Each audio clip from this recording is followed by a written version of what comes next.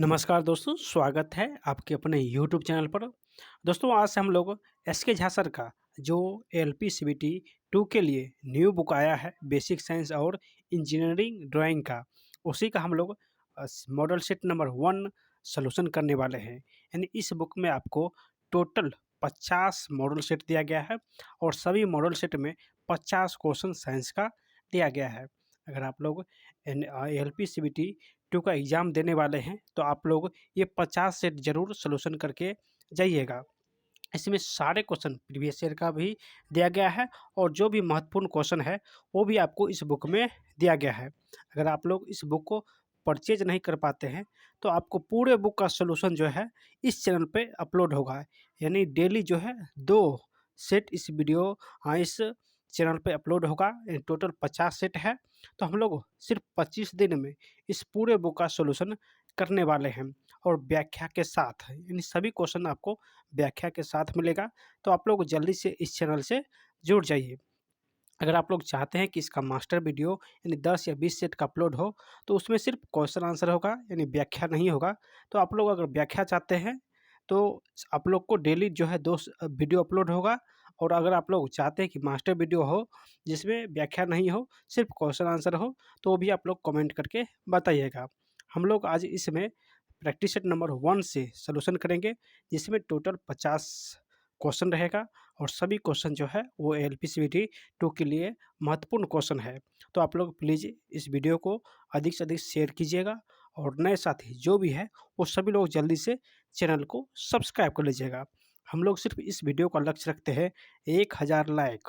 अगर आप लोग 1000 लाइक पूरा करते हैं तो आप लोग को जल्दी ही जो है नेक्स्ट वीडियो मिलेगा। तो जल्दी से आप लोग लाइक करके चैनल को सब्सक्राइब कर लीजिएगा, ताकि हर वीडियो का आपको नोटिफिकेशन जो है वो सबसे पहले मिल सके। चलिए सॉल्यूशन करते हैं क्वेश्चन नंबर 1 से। देखिए क्वेश्चन क्या है, चलिए देखिए क्वेश्चन क्या दिया गया है कि 2.1 वोल्ट का एक सेल जिसमें 10 ओम के बाहरी प्रतिरोध से 0.2 एम्पियर धारा प्रवाहित करता है, तो सेल का आंतरिक प्रतिरोध क्या होगा। यानी यहाँ पे जो है सेल का आंतरिक प्रतिरोध पूछा है। तो चलिए इसको सॉल्यूशन करते हैं। सबसे पहले जो मान दिया गया है वो सारे मान मान जो है हम लोग यहाँ पे लिख लेते हैं। देखिए 2.1 जो है ये इलेक्ट्रोड यानी विद्युत वाहक बल दिया गया है, तो इसको ई से लिखते हैं, यानी विद्युत वाहक बल को ई से लिखते हैं और इसका मान जो है 2.1 है। उसके बाद जो बाहरी प्रतिरोध यानी कैपिटल आर का मान दिया गया है वो 10 ओम दिया गया है, 10 ओम दिया गया है। और धारा यानी आई जो दिया गया है वो 0.2 एम्पियर का जो है ये मान है, यानी धारा का मान 0.2 है। तो हमसे पूछा गया है कि आर बताइए, यानी स्मॉल आर का मान पूछा है। तो इसका फॉर्मूला होता है, देखिए स्मॉल आर निकालने का आई बराबर होता है यानी इप्सिलॉन यानी ई बटे small r plus capital R. तो आई का मान देखिए कितना है, तो 0.2 है, तो यहाँ पे 0.2 देंगे बराबर विद्युत वाहक बल कितना है, तो 2.1 है। और हमसे आर स्मॉल आर का मान पूछा है और कैपिटल आर का मान यहाँ पे 10 दिया गया है। जब इसको सॉल्यूशन कीजिएगा बट्टा 1 लेके, तो यहाँ से आपका जो है आर का मान आएगा 0.5, 0.5 जो है ओम आएगा। यानी छोटी प्रतिरोध जो है बाहरी आंतरिक प्रतिरोध, इसका मान 0.5 ओम हो जाएगा। ऑप्शन नंबर ए इसका करेक्ट हो जाएगा। चलिए अगला क्वेश्चन क्या है, करा कि न्यूटन प्रति मीटर स्क्वायर किसका एसआई मात्रक है।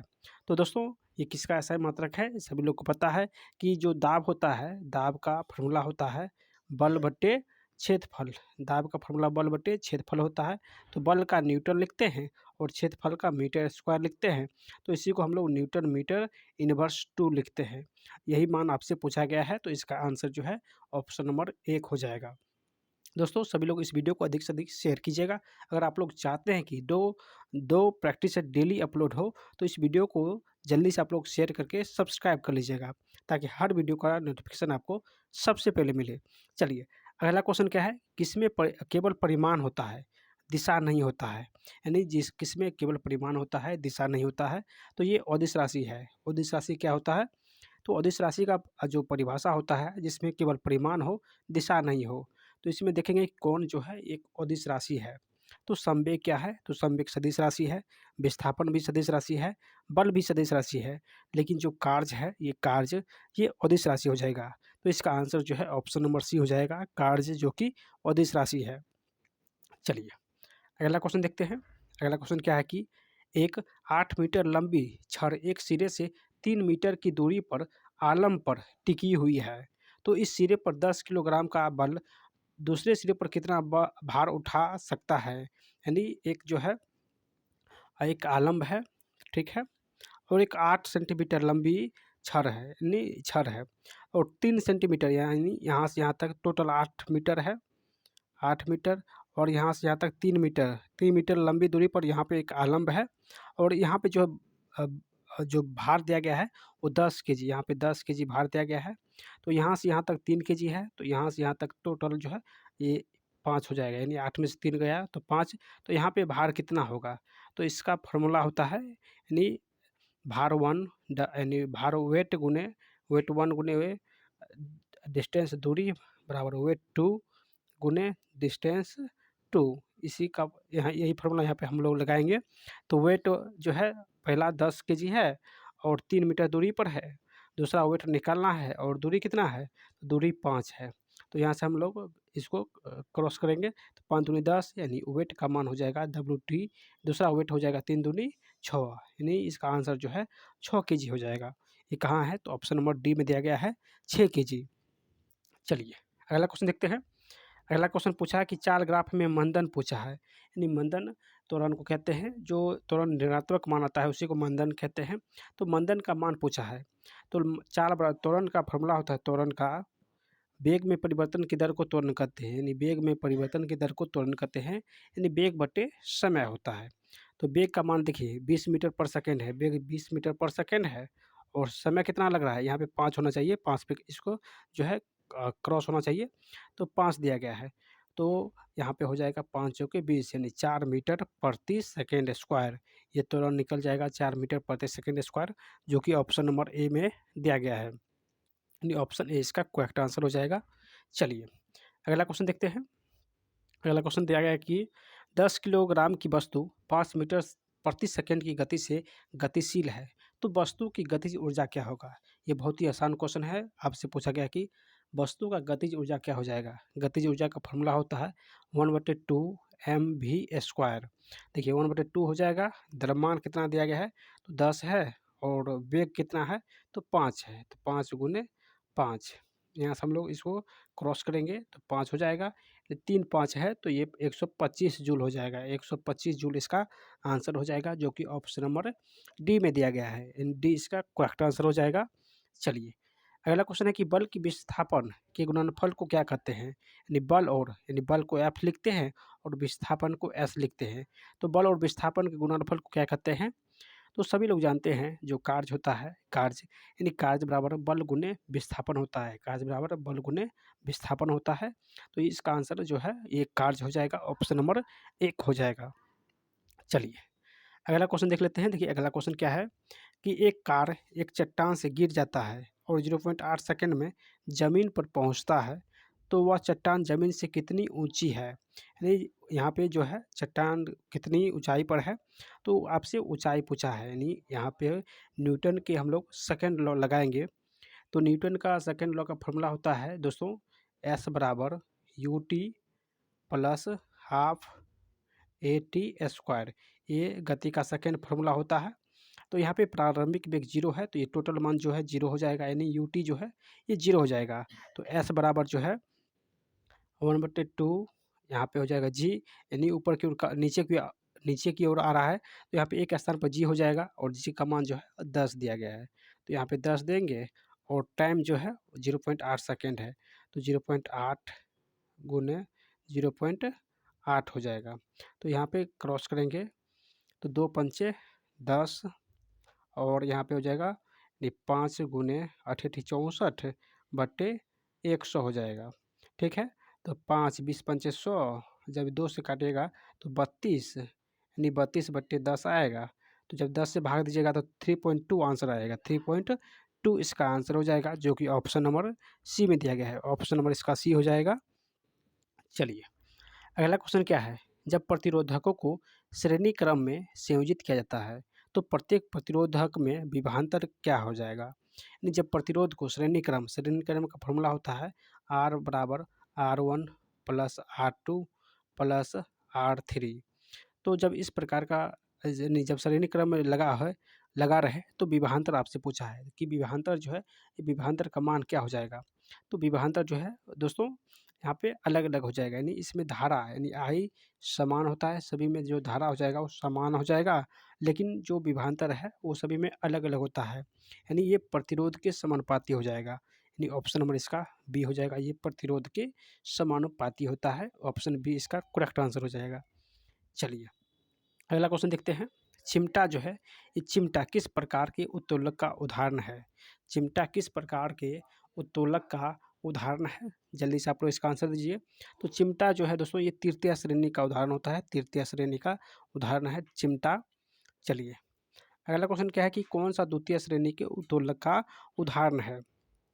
तो द्वितीय श्रेणी में जो यानी भार होता है वो बीच में रहता है, यानी कि जैसे जो नींबू निचोड़ने का मशीन होता है, ये सभी बीच में रख के नींबू निचोड़ते हैं, या एक चक्का वाला जो ठेला होता है उसमें भी भार बीच में होता है। तो भार जो है बीच में होता है, तो इसमें हो जाएगा जो है एक पहिया का ठेला जो होता है, ये जो है द्वितीय श्रेणी का उदाहरण होता है, यानी द्वितीय श्रेणी का उदाहरण एक पहिया का ठेला हो जाएगा। चलिए अगला क्वेश्चन क्या है, देखिए अगला क्वेश्चन है कि क्लास 1 लीवर में पर्यटन और भार किस दिशा में होते हैं। तो क्लास 1 लीवर में पर्यटन और भार जो है ये किस दिशा में होते हैं। तो इसका आंसर क्या हो जाएगा, तो जल्दी से इसका आंसर दीजिए। चलिए इसका आंसर हो जाएगा दोस्तों, ये विपरीत दिशा में होता है, ये विपरीत दिशा में होता है। जैसे यहाँ पे एक आलम्ब है और यहाँ पे एक भार देंगे, तो भार देंगे तो ये ऊपर की ओर उठेगा। चलिए यहाँ पे हो जाएगा क्लास 1 लीवर में पर्यटन और भार, यानी यहाँ पे एक आलम्ब है, ठीक है। यहाँ पर अगर कोई भार देते हैं तो ये विपरीत दिशा में कार्य करेगा, यानी ऊपर गिर जाएगा, तो यहाँ पे विपरीत दिशा इसका आंसर हो जाएगा, यानी भार यहाँ पे हो जाएगा और जो पर्यटन दिशा है यहाँ पे हो जाएगा, तो ये दोनों जो है ये विपरीत दिशा में हो जाएगा। तो ऑप्शन इसका जो है बी करेक्ट हो जाएगा। चलिए चलिए अगला क्वेश्चन क्या है कि जब कोई पिंड मुक्त रूप से पृथ्वी की ओर गिरता है, यानी पृथ्वी की ओर गिरता है, तो इसकी कुल ऊर्जा क्या हो जाएगा। तो जब कोई वस्तु पृथ्वी की ओर गिरेगा तो इसमें जो गतिज ऊर्जा होगा वो बढ़ जाएगा और स्थितिज ऊर्जा जो है वो घट जाएगा। तो इसका आंसर क्या हो जाएगा, तो इसमें जो है ये अचर रहती है, यानी कुल ऊर्जा जो है ये अचर रहती है। तो ऑप्शन इसका सी हो जाएगा, यानी कुल ऊर्जा जो है अचर रहेगी। चलिए अगला क्वेश्चन है कि बांध के संग्रहित जल, यानी बांध में जो जल होता है वो किस प्रकार की जल है, गतिज ऊर्जा है, विद्युत ऊर्जा है और स्थितिज ऊर्जा है। तो जो बांध के पानी होता है वो रुका हुआ रहता है, तो इसमें जो है स्थितिज ऊर्जा होती है, यानी ऑप्शन नंबर डी हो जाएगा, स्थितिज ऊर्जा रहती है इसमें। तो ऑप्शन इसका डी करेक्ट हो जाएगा। चलिए अगला क्वेश्चन क्या है कि किसी पिंड पर किया गया कार्य निम्नलिखित में से किस पर निर्भर नहीं करती है, यानी किसी पिंड पर किया गया कार्य ये किस पर निर्भर नहीं करती है। तो कार्य यानी कार्य बराबर होता है F S cos theta, F S cos theta ये कार्य बराबर होता है। तो इसमें विस्थापन होगा, यानी एस जो है ये विस्थापन है, तो ये बिल्कुल होगा। उसका जो है लगाया गया बल, तो बल भी होगा, देखिए यहाँ पे बल भी दिया गया है तो बल भी होगा। और यहाँ पे करा है कि बल और विस्थापन के बीच कौन, तो कौन कोस थीटा है तो कौन भी जरूर होगा। तो यहाँ पे लास्ट है कि पिंड का आरंभिक वेग, यहाँ पे पिंड का आरंभिक वेग का कोई भी मान नहीं है, तो ऑप्शन नंबर डी जो है ये नहीं होगा, यानी ऑप्शन नंबर डी जो है इसका करेक्ट आंसर हो जाएगा कि पिंड का आरंभिक वेग पर कोई भी प्रभाव नहीं पड़ेगा। चलिए अगला क्वेश्चन है कि ऋणात्मक कार्य के प्रकरण में बल और विस्थापन के बीच कौन होता है, यानी जब भी कार्य ऋणात्मक होगा तो इस समय जो बल और विस्थापन के बीच कौन होगा वो कितने डिग्री का कौन होगा। तो चलिए इसको हम लोग देखते हैं अच्छे तरीके से, यानी बल और विस्थापन के बीच जब भी कौन ऋणात्मक होगा तो इसका जो डिग्री थीटा बनेगा वो 180 डिग्री बनेगा, 180 डिग्री कार्य जो है इसका बनेगा। तो ऑप्शन नंबर जो है डी इसका करेक्ट हो जाएगा।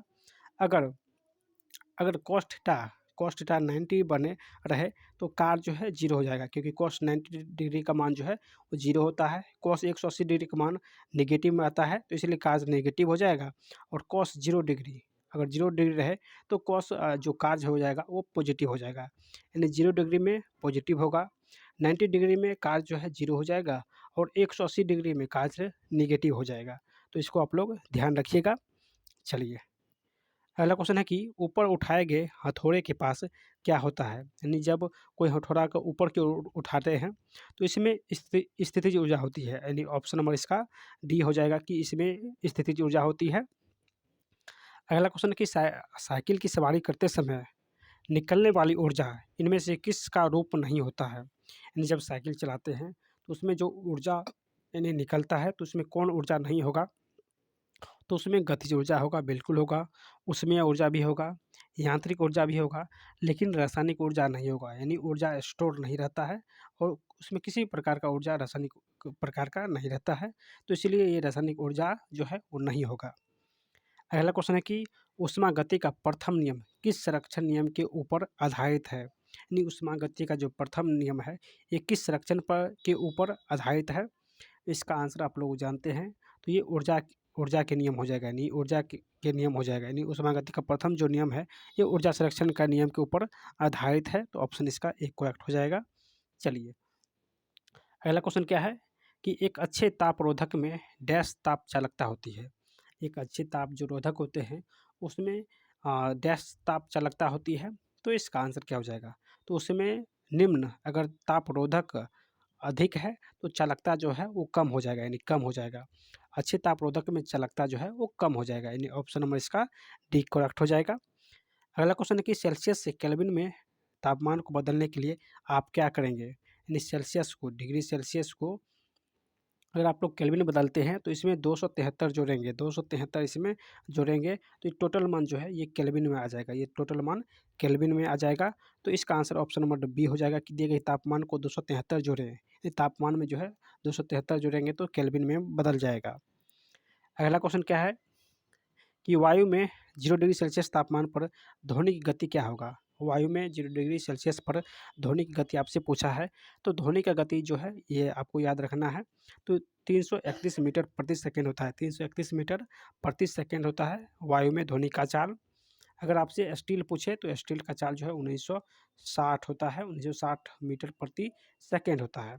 ध्वनिक चाल सबसे अधिक ठोस में होता है, सबसे अधिक ठोस में होता है और सबसे कम गैस में होता है, सबसे कम गैस में होता है, यानी सबसे अधिक ठोस और सबसे कम गैस में होता है। चलिए, अगला क्वेश्चन है कि परम शून्य तापक्रम पर अर्धचालक की चालकता क्या हो जाएगा? जब परम शून्य ताप यानी परम शून्य ताप जो है किसको कहते हैं? तो 0 केल्विन को या इसी को हम लोग -273 डिग्री सेल्सियस को परम शून्य ताप कहते हैं। तो कह रहा कि परम शून्य तापक्रम पर अर्धचालक अर्धचालक क्या है? अर्धचालक को कहते हैं दोस्तों जो ना तो अच्छे तापरोधक होते हैं और ना ही अच्छे तापचालक होते हैं, उसी को अर्धचालक कहते हैं। तो वो कह रहा है कि परम शून्य तापक्रम पर अर्धचालक जो है इसकी चालकता क्या हो जाएगी?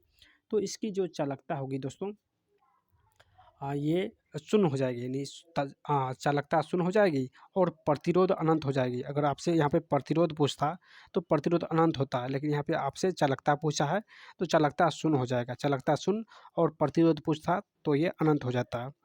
चलिए, इसका आंसर क्या हो जाएगा? तो चालकता पूछा है तो इसीलिए शून्य हो जाएगा। अगला क्वेश्चन है कि परम शून्य ताप वह ताप है जिस पर तो सभी जो आणविक गति है वो रुक जाती है, यानी परम शून्य तापमान पर जो सभी आणविक गति है वो रुक जाती है, तो ऑप्शन इसका एक करेक्ट हो जाएगा। चलिए, अगला क्वेश्चन देखते हैं। एक चालक का प्रतिरोध निम्नलिखित कारकों किस किस पर निर्भर नहीं करता है? जो चालक का प्रतिरोध है ये किस पर निर्भर नहीं करता है? तो प्रतिरोध बराबर फॉर्मूला होता है, यानी आर बराबर रो एल बाय ए, ये प्रतिरोध का फॉर्मूला होता है। तो ये अनुप्रस्थ का क्षेत्रफल है तो इस पर निर्भर करेगा। उसमें एल जो है ये लंबाई हो जाएगा, इस पर भी निर्भर करेगा। ये जो है क्षेत्रफल है तो क्षेत्रफल पर भी निर्भर निर्भर करेगा और सामग्री पर भी निर्भर करेगा, यानी वो किस प्रकार की सामग्री है, किस चीज़ का बना हुआ है, इस पर भी निर्भर करेगा। लेकिन दाब दाब पर ये निर्भर नहीं करेगा, यानी ऑप्शन नंबर सी जो है इसका सही आंसर हो जाएगा, यानी दाब पर ये निर्भर नहीं करता है। अगला क्वेश्चन है कि यदि 50 वाट का एक बल्ब 1000 जूल की ऊर्जा की खपत करता है तो बल्ब कितने समय चमकेगा? यानी यहाँ पे आपसे समय पूछा गया है, तो उस समय का फॉर्मूला होता है पी बराबर ऊर्जा ऊर्जा बटे समय होता है, यानी जो कार्य शक्ति होता है, शक्ति बराबर ऊर्जा बटे समय होता है, यानी कार्य या ऊर्जा बटे समय होता है। तो शक्ति जो है ये 50 वाट है और ऊर्जा जो है 1000 जूल है, 1000 जूल है। और हमसे टाइम पूछा है, तो यहाँ से टाइम हो जाएगा 1000/50, यानी यहाँ से जब इसको काटेंगे तो ये 20 सेकंड हो जाएगा, यानी 20 सेकंड इसका आंसर हो जाएगा। ऑप्शन नंबर ए करेक्ट हो जाएगा। चलिए, अगला क्वेश्चन है क्या है कि 2 प्रतिरोधक, एक 10 ओम का है और दूसरा 20 ओम का है, और इसको 6 वोल्ट बैटरी की श्रृंखला में यानी श्रेणी क्रम में जोड़े गए हैं। तो परिपथ में प्रवाहित धारा क्या हो जाएगा? प्रवाहित धारा पूछा गया है। तो यहाँ पे श्रेणी क्रम है, तो टोटल प्रतिरोध जो है वो जुट जाएगा, यानी 10 + 20 टोटल प्रतिरोध 30 ओम हो जाएगा। वोल्ट जो है ये 6 वोल्ट दिया गया है, और आपसे पूछा गया है कि धारा बताइए, धारा का मान क्या हो जाएगा? तो फॉर्मूला होता है V = IR।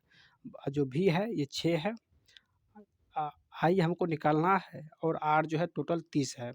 तो यहाँ से हम लोग निकालेंगे I = 6/30, यानी 6 पंचे 30, यानी 1/5 हो जाएगा, और इसका आंसर जो है 0.2 एम्पियर हो जाएगा। 0.2 एम्पियर जो है इसका करेक्ट आंसर हो जाएगा, ऑप्शन नंबर बी। चलिए, अगला क्वेश्चन है कि एक गैल्वेनोमीटर का उपयोग किया जाता है। तो एक गैल्वेनोमीटर का उपयोग किस में करते हैं?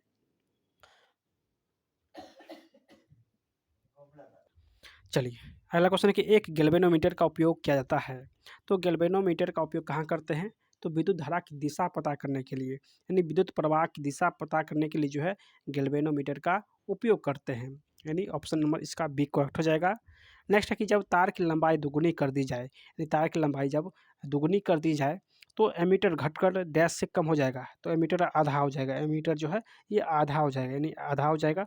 ऑप्शन नंबर इसका बी करेक्ट हो जाएगा। अगला क्वेश्चन है कि कौन सा नियम विद्युत धारा के तापन प्रभाव के साथ संबंध है, यानी कौन सा नियम जो है विद्युत धारा के तापन प्रभाव के साथ संबंधित है? तो इसका आंसर सभी लोग जानते हैं, ये जूल का नियम हो जाएगा। ऑप्शन नंबर इसका बी हो जाएगा, जूल का नियम। चलिए, अगला क्वेश्चन देखते हैं। अगला क्वेश्चन है कि कंप्यूटर में हमेशा डैश होता है, कंप्यूटर में हमेशा क्या होता है? Mouse, keyboard, CPU, graphics card. तो कंप्यूटर जब भी है तो उसमें हमेशा मस्तिष्क होता है, यानी सीपीयू होता है। तो ऑप्शन इसका सी करेक्ट हो जाएगा, सीपीयू हो जाएगा। चलिए, अगला क्वेश्चन देखते हैं कि कौन सा एक उस उच्च स्तर कंप्यूटर भाषा नहीं है, यानी कौन कंप्यूटर भाषा नहीं है? एनालॉग, कोबोल, मोडेम, और ये फोर्ट्रैन। तो इसमें जो है मोडेम जो है, मोडेम ये कंप्यूटर भाषा नहीं है। बाकी एनालॉग, कोबोल और फोर्ट्रैन जो है ये सभी कंप्यूटर भाषा है। मोडेम का जो काम होता है दोस्तों, ये डिजिटल को एनालॉग में बदलना, यानी डिजिटल सिग्नल को एनालॉग सिग्नल में बदलना जो है ये मोडेम का कार्य है, ना कि ये भाषा है। चलिए, नेक्स्ट है कि किस प्रकार के अग्निशामक का उपयोग द्रव के कारण लगने वाले आग के लिए किया जाता है, यानी किस प्रकार के अग्निशामक का उपयोग द्रव के कारण, यहाँ पे द्रव है, द्रव के कारण लगने वाले आग के लिए उपयोग करते हैं। तो यहाँ पे जो श्रेणी बी है इसमें जो द्रव है पेट्रोल, गैस, ये सभी श्रेणी बी में आ जाएगा। इसमें ठोस हो जाएगा, यानी श्रेणी वन में ठोस हो जाएगा, जैसे कोयला हो गया, कोयला ये सभी जो है श्रेणी वन में आता है। कोयला, कागज़, लकड़ी ये सभी श्रेणी वन में, जबकि श्रेणी टू में जो द्रव वाला गैस है, जैसे हो गया पेट्रोल, डीजल, इससे आग लगते हैं, वो श्रेणी टू में आते हैं। और श्रेणी डी में जो आता है ये बिजली से लगने वाले आग, बिजली से लगने वाला जो आग आता है ये श्रेणी डी में आता है। तो इसका आंसर ऑप्शन नंबर बी हो जाएगा, जो कि द्रव दिया गया है। नेक्स्ट है कि डैश वायु के संपर्क में आने पर आग पकड़ लेता है, यानी कि कौन जो वायु के संपर्क में आते ही आग पकड़ लेता है? तो ये हो जाएगा दोस्तों सोडियम। सोडियम वायु के संपर्क में जैसे ही आता है उसमें आग लग जाता है। ऑप्शन इसका ऑप्शन नंबर सी हो जाएगा। चलिए, अगला क्वेश्चन देख लेते हैं। सुरक्षा उद्देश्य के लिए विद्युत वायरिंग में प्रयुक्त एमसीबी का पूर्ण रूप क्या है? तो इसका भी आंसर आप लोग जानते हैं, जो एमसीबी है इसका फुल फॉर्म होता है miniature circuit breaker, miniature circuit breaker हो जाएगा। ऑप्शन नंबर ए इसका करेक्ट हो जाएगा। चलिए, अब यहाँ से ड्राइंग का क्वेश्चन दिया गया है कि 210 मिमी गुण 297 मिमी डैश आकार के कागज़ का साइज है, नहीं माप है। तो आपको ये याद करना होगा A1 का माप कितना होता है, A2 का माप कितना होता है, ये आपको याद रखना है। तो यहाँ पे 210 गुणे 297 ये दोस्तों A4 साइज़ का माप है, यानी ऑप्शन नंबर इसका A3 का माप है। एक मिनट इसको देख लेते हैं। हाँ, ठीक है, A4 साइज़ का ही माप है। 210 गुणे 297 ये A4 का माप है। चलिए, सारे माप हम लोग यहाँ से देख लेते हैं। ए नॉट का मान हो जाएगा 841 गुणे 1189। फिर A1 का माप हो जाएगा 594 गुने 841, यहाँ से बदलते रहेगा। ये 594 है। उसके बाद A2 का माप हो जाएगा 420 गुने 594, यहाँ देखिए ये बदल रहा है। फिर A3 सेम हो रहा है, यहाँ पे सेम हो रहा है। A3 का माप हो जाएगा 297 गुने 420, और A4 का माप हो जाएगा जो है 210 गुने 297। यहाँ से आपसे पूछा गया था कि 210 गुने 297 आकार जो है वो किस पेपर साइज का आकार है, तो ये A4 साइज का माप है। A4 साइज का माप है, तो ऑप्शन नंबर इसका सी हो जाएगा। चलिए अगला क्वेश्चन है कि बड़ी मशीनों के ड्राइंग किस पैमाने से माप बनाई जाती है। जो बड़ी मशीन होती है इसकी ड्राइंग किस पैमाने से बनाई जाती है, तो ये विस्तारक पैमाने से बनाई जाती है। ऑप्शन नंबर इसका ए हो जाएगा करेक्ट, विस्तारक पैमाने से। नेक्स्ट क्वेश्चन है कि वृत्त मास्टर पर कितने डिग्री की कोण की माप अंकित होती है। जो वृत्त मास्टर पर कितने डिग्री कोण है, तो यानी वृत्त पर जो है 0 डिग्री से लेकर 360 डिग्री होता है। 0 डिग्री से 360 डिग्री होता है, तो ऑप्शन नंबर इसका डी हो जाएगा। अगर आपसे अर्धवृत्त रहे तो इसमें 0 डिग्री से 180 डिग्री हो जाएगा, यानी ऑप्शन इसका ए हो जाएगा जब अर्धवृत्त रहे। लेकिन यहाँ पे पूरे वृत्त है, तो यहाँ पे हो जाएगा ऑप्शन नंबर डी, 0 से 360 डिग्री हो जाएगा। नेक्स्ट क्वेश्चन है कि वह स्थिति है जब हम किसी सतह का समतल आकृति को पैटर्न से इस प्रकार ढकते हैं ताकि कोई ओवरलैप या रिक्त स्थान ना हो, उसे क्या कहते हैं, तो उसे क्या कहते हैं, टेसलेशन कहते हैं। ऑप्शन इसका बी हो जाएगा, यानी वह स्थिति जब हम किसी सतह को समतल आकृति के पैटर्न से इस प्रकार ढकते हैं ताकि कोई ओवरलैप या रिक्त स्थान ना हो, उसे टेसलेशन कहते हैं। ऑप्शन इसका बी करेक्ट हो जाएगा। चलिए अगला क्वेश्चन है कि कौन जो है योग यानी किस कोण का योग 180 डिग्री है। तो जब आप लोग ज्यामिति पढ़े होंगे तो उसमें अल्फा और ये दोनों का मान जो है 180 डिग्री होता है। ये भी अंदर वाला दोनों एक साइड का मान 180 डिग्री होता है। फिर ऊपर और नीचे ये दोनों का योग 180 डिग्री होता है। इन सभी का मान जो है 180 डिग्री होता है। अगला क्वेश्चन है कि क्षैतिज रेखा की उदाहरण कौन सा है, यानी क्षैतिज रेखा का उदाहरण कौन सा है, तो इसका आंसर हो जाएगा सीधी रेखा, यानी सीधी रेखा जो है ये क्षैतिज रेखा का उदाहरण है। ऑप्शन इसका एक करेक्ट हो जाएगा। नेक्स्ट क्वेश्चन है कि एक सीधी रेखा का सीमांत यानी अंतिम बिंदु का प्रक्षेप एक्स वाई पर अवस्थित है। यह अंतिम बिंदु क्षैतिज एवं ऊर्ध्वाधर दोनों तलों में स्थित होता है, तो इसका आंसर क्या हो जाएगा, तो इसका आंसर हो जाएगा यानी क्षैतिज तल और ऊर्ध्वाधर तल दोनों पर हो जाएगा, यानी क्षैतिज तल और ऊर्ध्वाधर तल दोनों पर हो जाएगा।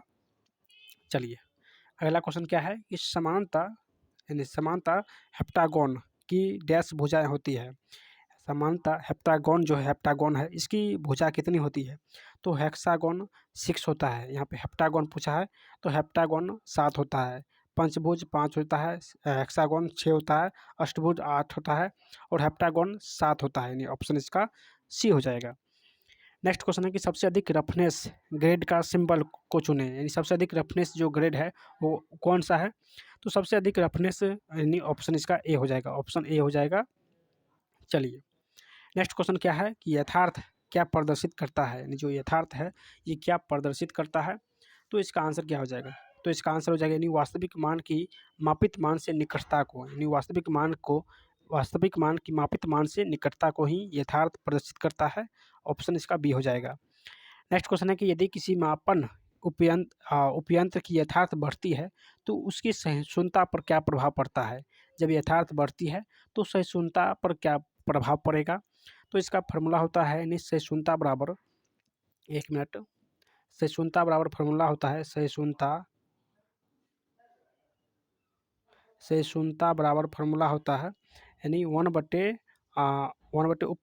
यथार्थ 1/, यथार्थ होता है। यथार्थ जब यथार्थ बढ़ेगा तो सहिष्णुता घट जाएगा, यानी व्युत्क्रमानुपाती होता है। जब यथार्थ बढ़ेगा तो सहिष्णुता घट जाएगा, तो यहाँ पे ऑप्शन इसका सी हो जाएगा, यानी घट जाएगा। यथार्थ बढ़ेगा तो सहिष्णुता घट जाएगा और यथार्थ घटेगा तो सहिष्णुता बढ़ जाएगा। चलिए अगला क्वेश्चन देख लेते हैं। किसी भी मशीन का वेग अनुपात होता है, यानी किसी भी मशीन का जो वेग अनुपात होता है वो क्या होता है, तो प्रयास द्वारा तय की गई दूरी बट्टे भार द्वारा, यानी भार द्वारा तय की गई दूरी होता है, यानी प्रयास द्वारा तय की गई दूरी बट्टे भार द्वारा तय की गई दूरी, यानी प्रयास बट्टे भार होता है। तो ये इसका जो आंसर हो जाएगा, यानी प्रयास और भार द्वारा तय की गई दूरी का अनुपात होता है, यानी ऑप्शन इसका ए हो जाएगा करेक्ट। नेक्स्ट क्वेश्चन है कि चरखी और घिरनी प्रायः किस धातु का बनाया जाता है? यानी चरखी और घिरनी जो है ये किस धातु का बना होता है? तो दोस्तों ये ढलवा लोहा का बना होता है, यानी ऑप्शन इसका बी हो जाएगा, ढलवा लोहा का बना होता है। ऑप्शन बी इसका करेक्ट आंसर हो जाएगा। चलिए अगला क्वेश्चन क्या है कि खाद्य श्रृंखला के परस्पर समूह को क्या कहते हैं? क्या खाद्य श्रृंखला के परस्पर समूह को क्या कहते हैं? तो इसको क्या कहते हैं? तो ये हो जाएगा दोस्तों, यानी खाद्य जाल कहते हैं। खाद्य श्रृंखला के परस्पर समूह को खाद्य जाल कहते हैं। ऑप्शन इसका सी करेक्ट हो जाएगा। नेक्स्ट क्वेश्चन है कि कौन एक जैव मंडल में सफाई कर्मचारी के रूप में कार्य करता है? कौन एक जैव मंडल में सफाई कर्मचारी के रूप में कार्य करता है? तो इसका आंसर जल्दी से बताइए। चलिए इसका जो आंसर हो जाएगा ये अपघटक। अपघटक जो है एक सफाई कर्मचारी के रूप में कार्य करता है, और जो अपघटक होते हैं ये मृत प्राय पौधे और पशुओं के अवशेष पर जो है ये पाए जाते हैं। जैसे हो गया बैक्टीरिया, कवक, ये सभी जो है अपघटक श्रेणी में आते हैं। तो ये सभी मृत प्राय जो जीव जंतु होते हैं वहाँ पे ये पाए जाते हैं। तो इसका आंसर ऑप्शन डी हो जाएगा। तो दोस्तों इसमें टोटल जो है आपको मिला 50 क्वेश्चन, यानी टोटल 50 क्वेश्चन जो कि एलपी सीबीटी 2 का था। अगर आप तो दोस्तों ये सेट नंबर 1 था। इसके बाद हम लोग सेट नंबर 2 जल्द ही सॉल्यूशन करने वाले हैं। अगर आप लोग को ये वीडियो पसंद आ रहा है तो आप लोग इसको अधिक से अधिक शेयर कीजिएगा, और हम लोग सिर्फ 1000 जो लाइक इस पर लक्ष्य रखे हैं, तो आप लोग जल्दी से इसको पूरा कीजिएगा। और आज शाम ही इसका जो है पार्ट नंबर 2 अपलोड हो जाएगा। तो आप लोग जल्दी से इस चैनल को सब्सक्राइब करके जुड़ जाइए, और इसका पीडीएफ आप लोग को वीडियो अपलोड होने से पहले जो है इसका पीडीएफ आप लोग को हमारे टेलीग्राम पे मिल जाएगा, जहाँ से आप लोग सोल्यूशन भी कर सकते हैं। ठीक है, तो पीडीएफ प्राप्त करने के लिए आप हमारे टेलीग्राम जो है ज़रूर ज्वाइन कर लीजिएगा, जहाँ पर आपको वीडियो अपलोड होने से पहले ही जो है इसका पीडीएफ मिल जाएगा। तो सभी लोग टेलीग्राम ज्वाइन ज़रूर कर लीजिएगा। चलिए मिलते हैं दोस्तों नेक्स्ट वीडियो में, तब तक बाय।